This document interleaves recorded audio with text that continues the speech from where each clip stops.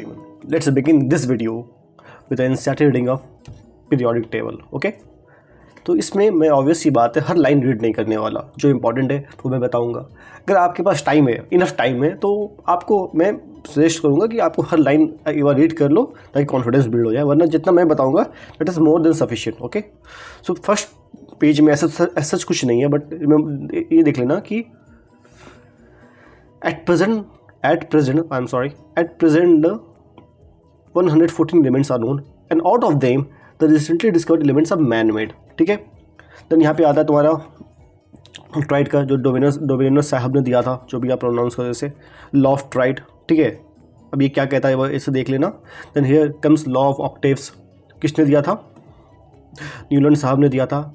ये इंपॉर्टेंट है कि बट ये रीड कर लेना, the elements in increasing order of the atomic weight. ठीक था, and noted that every 8 element has properties similar to first element. ठीक है, एंड ये बस ये इंपॉर्टेंट है कि it is valid up to the calcium, it is valid up to the calcium. ठीक है, ये इंपॉर्टेंट है, वरना एज सच इस लाइन में कुछ नहीं है। मतलब इस पेज में डोवेनस ट्राइड देख लेना कौन कौन सा है, lithium, sodium, potassium, this 3 are dovener trides, calcium, strontium, barium, this 3 are dovener tride, chlorine, bromine, iodine, this 3 are dovener tride। ठीक है, फिर न्यूटन लॉ ऑफ ऑक्टेव्स, ये अप टू कैल्शियम तक वैलिड है। ठीक है, नो कम टू मेंडलीव साहब। Mendeleev साहब ने जो अपना पीरियोडिक टेबल प्रपोज किया था, इसने डिफाइन किया था the properties of elements periodic function of the atomic wait. बाद में मोस्ले साहब ने इसको रीडिज़ाइन करके मॉडर्न पीरियोडिक टेबल दिया था। इसको बाद में मोस्ले साहब ने इसको मॉडिफाई करके मॉडर्न पीरियोडिक टेबल दिया था, जो ये स्टेट करता है the physical and chemical properties of the elements are periodic function of the atomic number. बाद में मेंडलीव साहब ने क्या कहा था? It is atomic weight. बस ये ध्यान देना, ये इंपॉर्टेंट है। ठीक है, मेंडलीव साहब का सबसे बड़ा अचीवमेंट ये था कि इसने उस टाइम पर गैलियम और जर्मेनियम का डिस्कवरी नहीं हुआ था, बट फिर भी इसने एल्यूमिनियम और सिलिकॉन के नीचे ही left the gap for the gallium and germanium. ठीक है, उसमें डिस्कवर नहीं भी हुआ था, तब भी इसने गैलियम और जर्मेनियम के लिए एक गैप छोड़ के गया था। उस टाइम पर इसने नाम दिया था एका एल्यूमिनियम एंड एका silicon. Mendeleev predicted not only the existence of gallium and germanium but also described some of the general physical properties। ठीक है, बात उसमें इसके लिए गैप भी लेफ्ट किया था, गैप भी इसने छोड़ा था, बट इसके बावजूद इसने कुछ इसका फिजिकल प्रॉपर्टीज़ बताया था। अब इम्पॉर्टेंट क्या है, एका एल्युमिनियम जो है तुम्हारा गैलियम, इसका मेल्टिंग पॉइंट लो है, और एका सिलिकॉन का मेल्टिंग पॉइंट हाई है। इसे एक बार देख लेना भाई, बहुत इंपॉर्टेंट है। ठीक है, गैलियम का मेल्टिंग पॉइंट लो है, जर्मेनियम का मेल्टिंग पॉइंट हाई है। तो मैं यहाँ पे लिख सकता हूँ कि मेंडलीव प्रेडिक्टेड दैट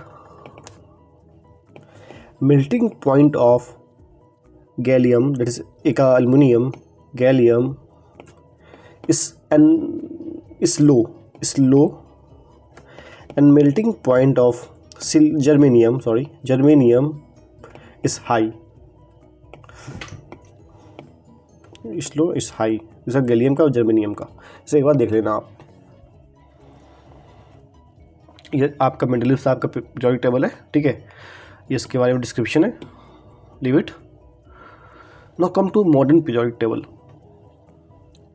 मोस्ले साहब जो भी आप इसे प्रोनाउंस करो, नो मैटर, इसने कुछ एक्सपेरिमेंट किया था और एक ग्राफ बनाया था जिसके बीच अंडर रूट ऑफ फ्रीक्वेंसी और एटॉमिक नंबर के बीच। ठीक है, इस ग्राफ के कंक्लूजन के बेसिस पर इसने मॉडर्न मेंडलीव पीरियोडिक लॉ को मॉडिफाई करके मॉडर्न पीरियोडिक टेबल दिया, which state that physical and chemical properties of the elements are periodic function of the atomic number। Here it is important कि neptunium and plutonium like actinium, protoactinium are also found in the pitch blende, that ore of aluminium। pitch blende क्या है? It's the ore of aluminium, इसमें ये सब पाया जाता है, देख लेना, important है। अगर सिली क्वेश्चन बना तो ये भी पूछ सकता भाई कि तुम्हारा ये कहाँ गया, I am sorry, yes I got it, कि तुम्हारा आईपैक का मतलब फुल फॉर्म क्या है, international union of pure and applied chemistry, ठीक है। Look here, the new elements with a very high atomic number are so unstable that only minute quantities, sometimes only a few atoms of them are obtained, ठीक है। जिसका दो element जिसका atomic number बहुत ज़्यादा है वो इतना अनस्टेबल है कि इसका बहुत कम क्वांटिटी में इसको ऑब्टेन किया गया अभी तक, ठीक है। Now look at modern periodic table. अब इसमें क्या याद करना है, लुक एट द स्क्रीन। ये तो सबको याद होता है कि ये 1 ग्रुप है, 2 है, 3 है, 4 है, 5 6 7 8 9 10 11 12 टिल 18, ठीक है। बट मेन आपको ये याद रखना कि इसका रोमन नंबर में इट इज़ अ 1A, ठीक है, इट इज़ अ 2A, 3 को तो 3A 4A 5A 6A 7A, but 8 9 10 तीनों को मिला के अपन 8 कहते हैं, तीनों को मिला के अपन 8 कहते हैं। फिर 11 को 1B कहते हैं, 2B कहते हैं, ठीक है। Then 3B 4B 5B 6B 7B और 18 को 0 कहते हैं। 8 9 10 ग्रुप को अगर रोमन में अपन को लिखना हुआ, 8 9 10 ग्रुप को अगर रोमन में लिखना हुआ तो उसे 8 से डिनोट करेंगे। देन 11 को 1B, 12 को 2B। This is the S block, this is the P block, D block, sorry, this is the P block, this is the F block. Remember S block जो है 58 से लेके 71 से होता है एंड 90 से 103। जो लैंथेनम है और एक्टिनम है it belongs to D block. भाई लैंथेनम जो 57 है, जो एक्टिनम 89 है, वेरी इंपॉर्टेंट, ये F ब्लॉक का मेंबर नहीं, ये D ब्लॉक का मेंबर है। A ब्लॉक 58 से स्टार्ट होता है और 90 से स्टार्ट होता है। और F ब्लॉक में मोस्टली आपको 2 का इलेक्ट्रॉनिक कॉन्फ़िगरेशन याद रखना है। हो तो सबको सकता है बट आपको जनरली जो ध्यान रखना है ना कि आपको नींद से भी कोई उठा के पूछ ले तो बता देना है, गैडोलिनियम का, थोरियम का। गैडोलिनियम का जो होता है 4F7 5D1 6S2, 6S2 5D1 4F7, ये बाई PYQ है, नीट में आ चुका है। थोरियम का very important 7S2 6D2 5F0। 2F में इलेक्ट्रॉन नहीं है, 2F में इलेक्ट्रॉन नहीं है, फिर भी ये थोरियम जो है F ब्लॉक का मेंबर है, ठीक है। अब एक और कन्फिगरेशन आता है पैलेडियम का। If you will observe palladium में जो है तुम्हारा 5S में 0 इलेक्ट्रॉन है, 5S में 0 इलेक्ट्रॉन है, फिर भी ये D ब्लॉक, मतलब ये D ब्लॉक का तो है, D में इलेक्ट्रॉन है, D ब्लॉक का मेंबर तो है ही, बट 5S में 0 है, याद रखना 5S में 0 है, बाकी सब सारे इलेक्ट्रॉन D में है। पैलेडियम तो पैलेडियम D लास्ट में D आ रहा है ना, ऐसे ट्रिक याद करना, पैलेडियम के सारे इलेक्ट्रॉन D में आता है, 5S में नहीं आता है, ठीक है। No it's very important. Element number 104, element number 104, जो 104 है, अकॉर्डिंग टू अमेरिकन साइंटिस्ट इसका नाम रदरफोर्डियम है, अकॉर्डिंग टू सोवियत इसका नाम कुर्चैटोवियम है। 104 का 2 नाम है, rutherfordium and kurchatovium. According to American rutherfordium, according to Russian it is kurchatovium. बाद में जाके इसको रदरफोर्डियम ही इसको माना गया, ठीक है। बट अगर क्वेश्चन पूछ ले according to Soviet, according to Russia, the 104 element known as is kurchatovium. I hope कि ये तो पता ही होगा, 0 को नील कहते हैं, 1 को अन, बाई ट्राई, ये सब तो देख लेना, ठीक है। अब कैसे लिखते हैं आपको पता ही होगा। फॉर एग्जांपल मैं एक बार बता देता हूँ, 104 1 मतलब अन, 1 मतलब अन, या look at here, 0 means nil, 4 means quad, un nil quad. Last में सफिक्स यूज़ करते हैं ईएम, लास्ट में सफिक्स यूज़ करते हैं हर सारे नेम में, unnilquadium 104 unnilquadium, okay. The most important is look here, जितना भी नाम है अनिल वाला, अनिल जितने भी है ये वाला, ये आयोपिक नोमेनक्लेचर है, इट इज़ अ आयोपिक नोमेनक्लेचर, ठीक है, ये आयोपिक है।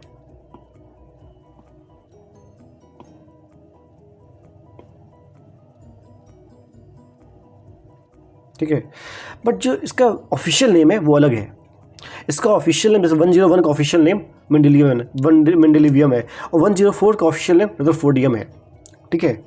बट इसका आयोपिक अगर पूछ ले, मतलब स्टेटमेंट वाइज क्वेश्चन भी आ सकता है कि the IUPAC nomenclature of 104 is rutherfordium, false, ये आईयूपैक नोमेनक्लेचर अनिल क्वाडियम है, ये ऑफिशियल नेम है। बाकी सबका ट्रिक याद करो, जैसे कि मेरा ट्रिक मैं बताता हूँ। Main novel law, Mohammad novel law या मेन नोवेल लॉ, रफ्तार दबा के संग भागे हंस मत डसता रहेगा कोरोना। बाकी यहाँ पे दिया हुआ नहीं है, बट यहाँ पे होता है निहोनियम, NH निहोनियम। ये पुरानी एनसीईआरटी में दिया हुआ था, न्यू एनसीईआरटी में नहीं दिया हुआ, अभी मैं देख रहा हूँ। मैं तो ये PDF गूगल से डाउनलोड किया हूँ, ठीक है। नहीं, अभी मैं देख रहा हूँ नहीं दिया हुआ है। नहीं फलेगा mechanics, love this organic, love this TS organic, ये तुम्हारा है पूरा 113 से लेकर 118 तक।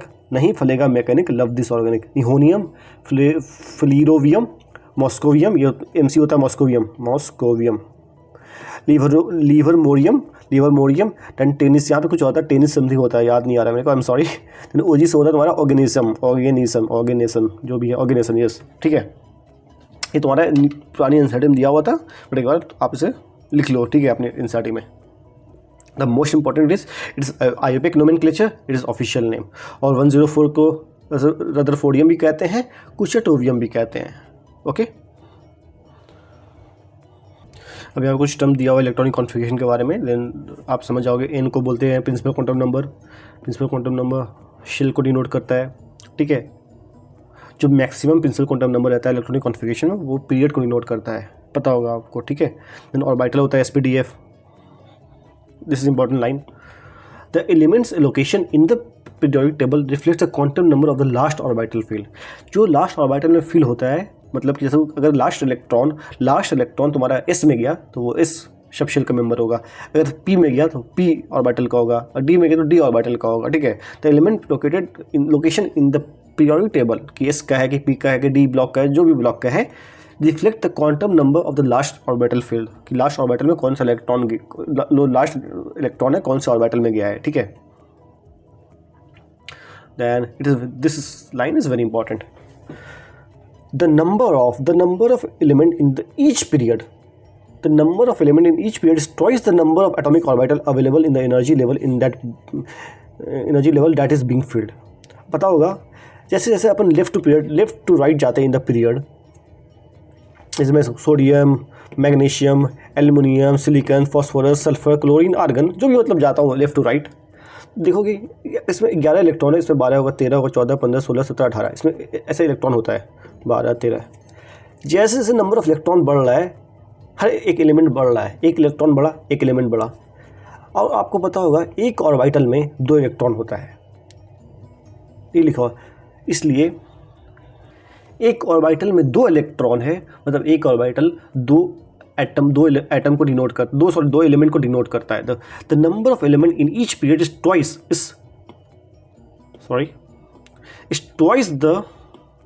Twice the number of atomic orbital. जितना एटॉमिक ऑर्बिटल है उसके हिसाब से डबल है, जो नंबर ऑफ एलिमेंट है वो एटॉमिक ऑर्बिटल के डबल है।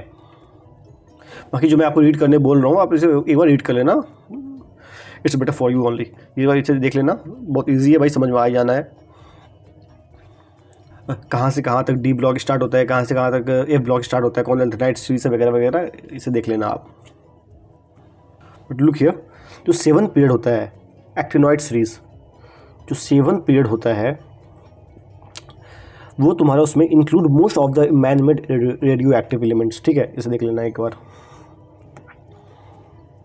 अब यहाँ पे बहुत इंपॉर्टेंट लाइन है, मतलब यहाँ से AR टाइप का क्वेश्चन बन सकता है, असर्शन रीजन क्या है, look here. The 4F and the 5F inner transition element. The 4F मतलब 6 पीरियड का बात कर रहा है, 7 पीरियड की बात कर रहा है, of element are placed separately in periodic table to maintain its structure and to preserve the principle of classification by keeping elements with similar properties in a single column।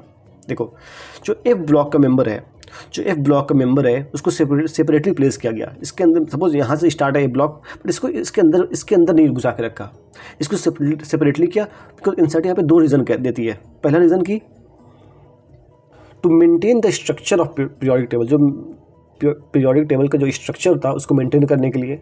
Secondly to preserve the classification of similar properties, मतलब कि ये single column, एक column में ये सब जो है ये सब का सिमिलर प्रॉपर्टीज़ है।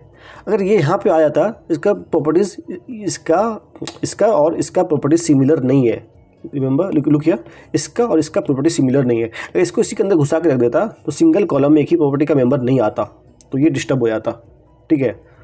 इसलिए इसको यहाँ AR क्वेश्चन बन सकता है, ठीक है। तो एक बार इसे मार्क कर लेना अपने एनसीईआरटी में। यहाँ से भी कुछ मतलब एसोसिएशन क्वेश्चन बन सकता है, like look here, the element in a vertical, sorry look here, the element in the vertical column, मतलब वर्टिकल कॉलम ग्रुप की बात कर रहा है, और the periodic table constitute a group और फैमिली, ग्रुप और family and exhibit similar chemical property. जितना भी ग्रुप में आता है, हेलिना कोरप्स, फरियार, बीटा मांगे, कास्कोटा, जो फर्स्ट ग्रुप सेकंड ग्रुप है, exhibit similar chemical behaviour. This similarity arise, ये सिमिलरिटी क्यों होता है? Because this element has the same number and same distribution of electron in the outermost orbital. Lithium, sodium, potassium जो first group में आ रहा है, इसका आउटरमोस्ट शेल में इलेक्ट्रॉन का नंबर सेम होता है, that's why they exhibit a similar chemical behaviour. अगर मैं आपसे क्वेश्चन पूछूं, जो हीलियम है वो किस ग्रुप का एलिमेंट है, एस ब्लॉक और पी ब्लॉक? जनरली सबका आंसर होता है, मतलब पहले मेरा भी था कि पी ब्लॉक का मेंबर है, बट ऐसा नहीं है। बिकॉज जो हीलियम है उसके पास 2 इलेक्ट्रॉन है। अगर मैं इसके कन्फिगरेशन लिखूं तो 1s2 आता है। अब लास्ट इलेक्ट्रॉन s में गया, इसके हिसाब से जो हीलियम है वो s ब्लॉक का मेंबर है, ठीक है। हीलियम जो है वो s ब्लॉक का मेंबर है, ना कि p ब्लॉक का। इसको अपन p ब्लॉक में इसलिए रखते हैं, इसको अपन यहाँ पे इसलिए प्लेस करते हैं ताकि ये जो है ना, ये इसका प्रॉपर्टी और भी मतलब कि जो तुम्हारा नोबेल गैस है उसके तरह बिहेवियर मतलब अरे यार, जो हीलियम का बिहेवियर है वो नोबेल गैस से मिलता जुलता है, इसलिए इसको नोबेल गैस के साथ रखा गया, इसलिए इसको नोबेल गैस कहा गया, ठीक है।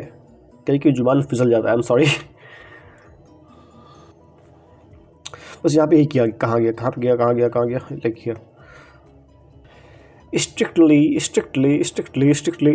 helium belongs to the s block, but its positioning in the p block along with the other group 18 is justified because it has completely filled valence and result exhibits properties characteristic of other noble gas, ठीक है। बहुत important line है भाई, बहुत important है। and the other exception is look here, other exception is helium, sorry hydrogen जो hydrogen है वो अल्कली मेटल की तरह इलेक्ट्रॉन दे भी सकता है या हैलोजन की तरह इलेक्ट्रॉन ले भी सकता है। लाइक फॉर एग्जाम्पल मैं दूँ NaH, ये है सोडियम हाइड्राइड, इसमें जो H है वो H- के फॉर्म में, मतलब इसने इलेक्ट्रॉन लिया हुआ है सोडियम से। तो मैं कह सकता हूँ सोडियम जो हाइड्रोजन जो है वो इलेक्ट्रॉन दे भी सकता है, इलेक्ट्रॉन ले भी सकता है। इसलिए जो इसका प्रॉपर्टी है वो अल्कली के साथ भी सिमिलरिटी शो करता है और हैलोजन के साथ भी सिमिलरिटी शो करता है। आई एम सॉरी, कहाँ गया, हाँ, it has only one s electron and hence can be placed in group 1. It can also gain an electron to achieve a novel gas configuration and hence it can behave like a similar halogen, ठीक है। Because it has a special case, we shall place hydrogen separately at the top of the periodic table. Like यहाँ पे तुम्हारा hydrogen को तुम्हारा separately place किया गया, अलग से प्लेस किया गया, ना इधर किया गया ना इधर रखा है, बताओ बीच में रखा है, ना इधर का रहा ना उधर का रहा।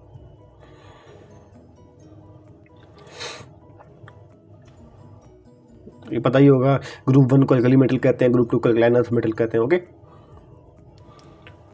अब यहाँ पे इसने दिया गया मतलब कि टाइप्स ऑफ एलिमेंट, जितने भी ग्रीन में है वो सब नॉन मेटल है। क्या है वो? That is non metal. जितने रेडिश ब्राउन में है लाइक दिस आर मेटलोइड्स, ठीक है, मेटलोइड्स। और जितने बाकी कलर है लाइक ब्लू, ये सब मेटल है, ये दिस ऑल आर मेटल, ठीक है। ये सब मेटल है, ठीक है, ये सब मेटल है। तो मैं कह सकता हूँ जो नॉन मेटल है वो सिर्फ पी ब्लॉक में आता है, एस ब्लॉक, डी ब्लॉक और एफ ब्लॉक में नॉन मेटल नहीं आता है, ठीक है। जो मेटल और मेटलॉइड है वो हमेशा पी ब्लॉक में ही आता है। यहाँ से ये कंक्लूजन हुआ, ठीक है। लाइक जो इस ब्लॉक का एलिमेंट है दे आर रिएक्टिव मेटल, ठीक है, they are reactive metal with low ionization enthalpies.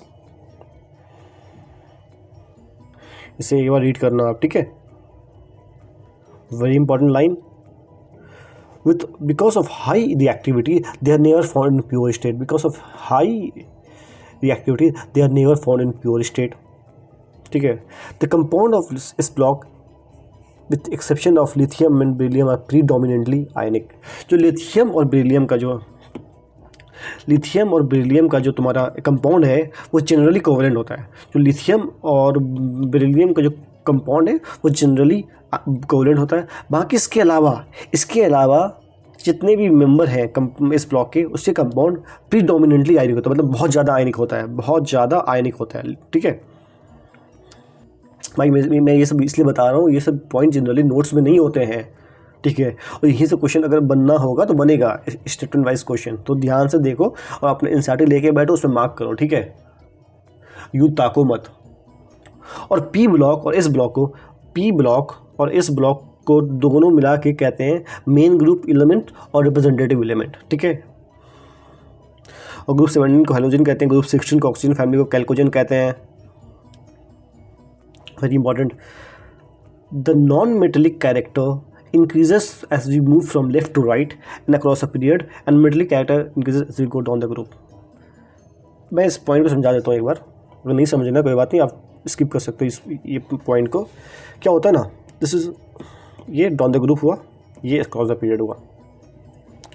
जो मेटल है, मेटल का टेंडेंसी होता है इलेक्ट्रॉन को डोनेट करने का, इलेक्ट्रॉन को निकालने का अपने अंदर से, ठीक है।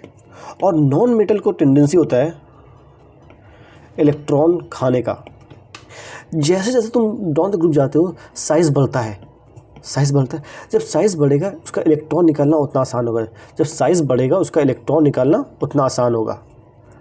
जब इलेक्ट्रॉन निकालना आसान हुआ डाउन द ग्रुप, मतलब metallic character down the group बढ़ेगा। भाई लेफ्ट टू राइट जाएंगे उसका अपोजिट होगा, लेफ्ट टू राइट जाते हैं साइज़ घटता है, साइज़ घटेगा इलेक्ट्रॉन निकालना उतना मुश्किल होगा। जब इलेक्ट्रॉन निकालना मुश्किल होगा, मतलब इलेक्ट्रॉन जो वो एलिमेंट है वो रखना चाह रहा है इलेक्ट्रॉन, तो नॉन मेटेलिक कैरेक्टर बढ़ेगा। मतलब साफ याद रखो, जो डाउन द ग्रुप जाने पर मेटेलिक कैरेक्टर बढ़ेगा, लेफ़्ट टू राइट जाने पर नॉन मेटेलिक कैरेक्टर बढ़ेगा, ठीक है।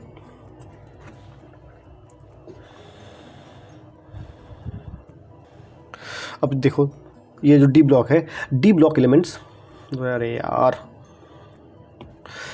The filling of inner D orbital, this are characterised by filling of inner D orbital. ये remember, inner D orbital, okay. पता ना, जब NS भरता है तो N-1D भरता है, ठीक है। तो ये कहता है inner D orbital.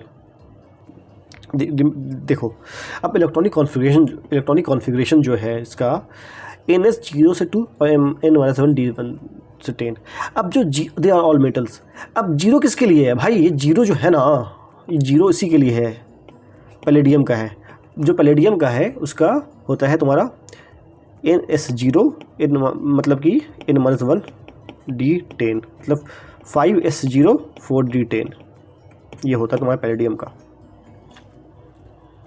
Like they are all metals exhibit variable valency. अरे यार, variable valency, form colour complex, they are paramagnetism, ये सब आप देख लेना। They are catalyst, they behave as a catalyst, use as catalyst, ठीक है। तो जिंक, कैडमियम, मरकरी जो है इसका कॉन्फ़िगरेशन होता है NH2 N-D10, मतलब कि तुम्हारा मतलब फुलफिल होता है, ठीक है। Do not show most of the properties of transition element, ठीक है। ये मतलब कि जो जिंक, कैडमियम, मरकरी जो लास्ट ग्रुप है इसका डी ब्लॉक का, उसका मतलब इलेक्ट्रॉनिक कॉन्फ़िगरेशन फुलफिल होता है। इसी की वजह से वो मोस्ट ऑफ द प्रॉपर्टीज़ वो शो नहीं करता है। भाई वो तो बहुत स्टेबल हो गया ना, मतलब फुलफिल हो गया, तो मोस्ट ऑफ द प्रॉपर्टी वो शो नहीं करता है। मतलब transition metal form a bridge between the chemically active metal S block and less active element of 13 to 14 block. देखो अब एक पॉइंट आएगा एनसीईआरटी में, remember this is a periodic table, ठीक है।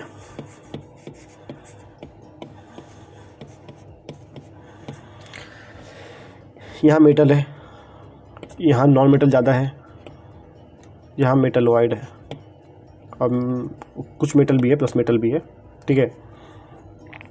जैसे जैसे मेटल का रिएक्टिविटी बहुत ज़्यादा है, और नॉन मेटल का भी रिएक्टिविटी ज़्यादा है, ठीक है। लिसन केयरफुली, एक पॉइंट आने वाला है, मैं समझा रहा हूँ। जैसे जैसे तुम लेफ़्ट टू राइट जाते हो ना, पहले जो मेटलॉइड आता है इसका रिएक्टिविटी मेटल और नॉन मेटल के बीच में रहता है, ठीक, कम होता है थोड़ा, रिएक्टिविटी घटेगा, जो रिएक्टिविटी है घटेगा घटेगा घटेगा घटेगा, यहाँ पे आया थोड़ा कम हुआ, लोएस्ट इन द मिडिल, उसके बाद यहाँ से बढ़ना स्टार्ट करेगा। मतलब जो रिएक्टिविटी का ग्राफ होता है ना वो ऐसा होता है, रिएक्टिविटी का ग्राफ ऐसे होता है, ठीक है। एक पॉइंट आने वाला भाई यहाँ पे, मतलब ये तो मैं समझा दिया ना कि जो डी ब्लॉक है वो एक ब्रिज बनाता है, एक पुल है किसके बीच में, इस ब्लॉक और तुम्हारा पी ब्लॉक के बीच में, इसलिए इसका नाम ट्रांजिशन पड़ा। अब क्वेश्चन आ सकता है कि इसका नाम ट्रांजिशन क्यों पड़ा, ठीक है, क्योंकि ये ब्रिज बनाता है इस ब्लॉक और सॉरी पी ब्लॉक में। अभी जो मैं ये पॉइंट समझाया हूँ ना, ये भी ये आने वाला है, डोंट वरी, इसे रीड करना कि कहाँ से लेके कहाँ तक ये आने वाला है, या हाँ, this is very important. The chemistry, they are all metals, कहाँ गया, हाँ, the chemistry of early actinoids are more complicated than the corresponding lanthanoids. जो एक्टिनॉइड्स का एलिमेंट है उसका जो केमिस्ट्री है वो ज़्यादा कॉम्प्लिकेटेड है किससे, लैंथेनॉइड से। Why, due to large number of oxidation state possible for this actinoid elements. तो एक क्वेश्चन बनता है लास्ट में, अगर यहाँ पे आएगा भी चैप्टर में, डी ब्लॉक और एक्टिनॉइड, डी ब्लॉक और एक्टिनॉइड का जो वैलेंसी है वो वेरिएबल है। जो डी ब्लॉक है, जो डी ब्लॉक और एक्टिनॉइड का जो वैलेंसी है वो वेरिएबल है, ठीक है। Large number of oxidation state, actinoids elements are radioactive, many of the actinoid elements are been made only nanograms, बहुत माइन्यूट क्वांटिटी, बहुत कम क्वांटिटी में बनाया गया है, sorry. And the elements after uranium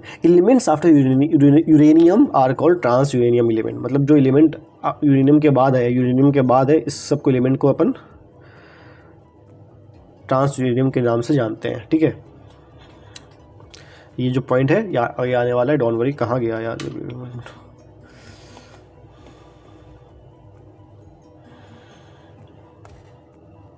look here, metal are usually solid at room temperature, ठीक है, mercury is the exception, और गैलियम और सीजियम है वेरी लो मेल्टिंग पॉइंट। मैं बता दिया था गैलियम का जो मेंडेलीव जब फाउंड किया था, कुछ फिजिकल प्रॉपर्टी भी दिया था, उसमें गैलियम का जो मेल्टिंग पॉइंट था वो लो था। गैलियम और सीजियम का मेल्टिंग पॉइंट लो होता है, देखा जाए तो सीजियम का गैलियम से थोड़ा कम होता है, हल्का कम होता है, बट अप्रॉक्स सेम है, ठीक है। Metal usually high melting point वाली, ये सब तो पता ही होगा, मैं ये क्या बता रहा हूँ यार, ये गुड कंडक्टर है, ये मेलिएबल है, डक्टाइल है। नॉन मेटल इसका अपोजिट है, और क्या, non metals are usually solid और गैस। हाँ, नॉन मेटल्स आर सॉलिड और गैस, नॉट लिक्विड। मेटल जो होता है वो सॉलिड और लिक्विड होता है, बट नॉन मेटल जो होता है सॉलिड और गैस होता है at room temperature and low melting boiling point, ठीक है। But boron and carbon are exception, boron और कार्बन एक्सेप्शन है। तो पूरा कंडक्टर, हीट, इलेक्ट्रिसिटी, ये सब तो ठीक है। बीटल है, नीदर मेलिएबल नॉट डक्टाइल, ठीक है। ये बता दिया कि मतलब जैसे जैसे नीचे जाओगे down the group metallic character बढ़ेगा, नॉन मेटलिक घटेगा, ये सब देख लेना, ठीक है। जो मैं बात कर रहा था अभी इस ग्राफ को यहाँ पे लिखा हुआ है, look here, within period chemical reactivity tends to be high in group one element, high है, ठीक है। Lower in the towards middle में कम है, मिडिल में लोअर है, and increase to maximum in the group 17 non metal. फिर उसके बाद 17 आते थे ग्रुप, हैलोजन आते थे, उसका रिएक्टिविटी और बढ़ जाता है। अल्कली जो फर्स्ट ग्रुप है अल्कली मेटल्स, वो मेटल है उसमें, तो इसलिए down the group metallic character बढ़ेगा, मतलब मेटल का रिएक्टिविटी बढ़ेगा, ठीक है, डॉन द ग्रुप जाने पर। और नॉन मेटलिक जो हैलोजन है, हैलोजन के केस में जो नॉन मेटल है, जो हैलोजन के केस में जो नॉन मेटल है उसका रिएक्टिविटी कम होगा, decrease down the group. Metal का रिएक्टिविटी बढ़ता है डॉन द ग्रुप और नॉन मेटल का रिएक्टिविटी घटता है डॉन द ग्रुप। भाई क्योंकि मेटल जो इलेक्ट्रॉन देना चाहेगा, डॉन द ग्रुप जाओगे इलेक्ट्रॉन निकालना आसान होगा, तो डॉन द ग्रुप जाओगे, मेरी बातें ध्यान से सुनो, डॉन द ग्रुप जाओगे इलेक्ट्रॉन निकालना आसान होगा, मीन्स इलेक्ट्रॉन का तुम्हारा रिएक्टिविटी बढ़ेगा। डॉन द ग्रुप जाने पर इलेक्ट्रॉन निकालना आसान होगा, मतलब जो नॉन मेटलिक कैरेक्टर है वो डिक्रीज करेगा, बट यहीं पर मेंशन है। और ये जो दोनों लाइन है बताया, very important. Now come some physical properties, that is atomic radius। बस यहाँ पे याद रखना है कि जो साइज ऑफ एटम है, जो size of atom is in angstrom, 1.2 angstrom. बाकी हाँ, हम लोग, हाँ रिमेंबर, ये finding the size of atom is lot more complicated, बहुत कॉम्प्लिकेटेड है। हम रेडियस ऑफ द, जैसे हम लोग बॉल होता है ना, कोई तो टेनिस बॉल है, उसका रेडियस आप आराम से निकाल सकते हैं, बट ऐसे एटम का, एटम भी स्फेरिकल है बट इसका रेडियस नहीं निकाल सकते। वाई? फर्स्ट, इस एटम का साइज़ बहुत छोटा है। सेकेंडली, इलेक्ट्रॉन क्लाउड जो है, जो एटम को सराउंड कर रहा है, जो इलेक्ट्रॉन क्लाउड जो एटम को सराउंड कर रहा है, उसका कोई बाउंड्री शार्प नहीं है, ठीक है। जैसे तुम एग्जांपल में देता हूँ बादल को, कभी बादल को देखो, मतलब बहुत रेयर होता है कि बादल का बाउंड्री शार्प होता है। जनरल केस में बादल जो होता है क्लाउड, उसका बाउंड्री शार्प नहीं होता। इन द सेम वे जो इलेक्ट्रॉन का क्लाउड है वहाँ पे एटम के चारों तरफ, उसका बाउंड्री शार्प नहीं है, नॉट शार्प। इसलिए हम लोग एटॉमिक साइज़ को प्रिसाइजली डिटरमाइन नहीं कर सकते। अब यहाँ पे कुछ रेडियस का टाइप है, that is covalent radius, metallic radius, ये दोनों एटॉमिक रेडियस का पार्ट है। जब भी मैं तुमको नॉन मेटल का, ध्यान सुनो, atomic radius refer to both covalent and metallic radius depending on whether the elements are metal और नॉन मेटल। मतलब जब भी तुमको नॉन मेटल का मैं रेडियस बोलूँगा, बाय डिफ़ॉल्ट उसको कोवेलेंट रेडियस माना जाता है। जब भी तुमको मैं मेटल का रेडियस बोलूँगा, जब भी मैं मेटल का रेडियस बोलूँगा, सपोज लिथियम का मैं तुमको रेडियस बोला 152 पिकोमीटर, तो बाय डिफ़ॉल्ट इसे माना जाता है कि मेटेलिक रेडियस है। अगर मैं नॉन मेटल बोलूँगा इट्स ए कोवेलेंट रेडियस। अगर मेटल का रेडियस बोलूँगा इट्स ए मेटेलिक रेडियस, ठीक है। और रेडियस ऑफ जो तुम्हारा होता है नोबेल गैस का, वो तुम्हारा वंडर वॉल रेडियस होता है, या अगर मेंशन नहीं तो मेंशन कर दो, वंडर वॉल रेडियस, जो कि और मेटेलिक से भी बड़ा होता है, एटॉमिक से भी बड़ा होता है, ठीक है। वंडर वॉल रेडियस होता है, ये मोनोएटॉमिक है, ठीक है, किसी से जुड़ा हुआ नहीं है, ठीक है। इसलिए जब भी तुम सपोज तुम हाइड्रोजन सपोज मैं हाइड्रोजन की बात करता हूँ, हाइड्रोजन की, अगर हाइड्रोजन का रेडियस दिया तो इसका क्या होता है, कोवेलेंट रेडियस, नॉन मेटल है। हीलियम दिया, हीलियम में कौन सा रेडियस है, वंडर वॉल रेडियस। मैं बोलूँगा दोनों का रेडियस कंपेयर करो, तो ऐसे सिंपली आप कंपेयर नहीं कर सकते। हमें पता है वी ऑलरेडी नो कि हीलियम का जो रेडियस है वो वंडर वॉल रेडियस है, हाइड्रोजन का कोवेलेंट रेडियस है। अगर मेरे को कंपेयर करना है दोनों के बीच में, मुझे H2 का भी वंडर वॉल रेडियस लाना पड़ेगा, मुझे H2 का भी कैसे भी करके वंडर वॉल रेडियस निकालना पड़ेगा, तब जाके दोनों को कंपेयर करेंगे, तब होगा। इस दोनों को कंपेयर नहीं करेंगे, इस दोनों को कंपेयर करेंगे, बट यहाँ पे वही लिखा हुआ है, रीड करो समझ में आ जाएगा। अब थोड़ा सा इंपॉर्टेंट लाइन ये होता है, इसे मैं रफ कर देता हूँ, ठीक है। अरे यार, the important point here is in this table is, अगर मैं नोटिस करने बोलूँ आपको, जो लिथियम का रेडियस है वो दैट इज़ 152 पिकोमीटर, लेकिन भाई आयोडीन का बात करूँ तो 133 है। भाई लिथियम कहाँ सेकंड पीरियड का, आयोडीन कहाँ फिफ्थ पीरियड का, दो लिथियम का रेडियस ज़्यादा है। वाई? मैं बताया आपको, अभी जस्ट बताया कि जो ये लिथियम है वो मेटल है, और मेटल का हमेशा मेटेलिक रेडियस होता है। Fluorine is a non metal, इसका कोवेलेंट रेडियस है, और मेटेलिक रेडियस कोवेलेंट से हमेशा बड़ा होता है। तो मैं कह सकता हूँ, अगर एटॉमिक स्ट्रक्चर का बात आया यहाँ पे, एटॉमिक स्ट्रक्चर अपने एनसीईआरटी में से लिख लो भाई, मैं बार बार नहीं कहने वाला। एटॉमिक स्ट्रक्चर का जो बात करूँ, लिथियम का ज़्यादा होता है आयोडीन से। एटॉमिक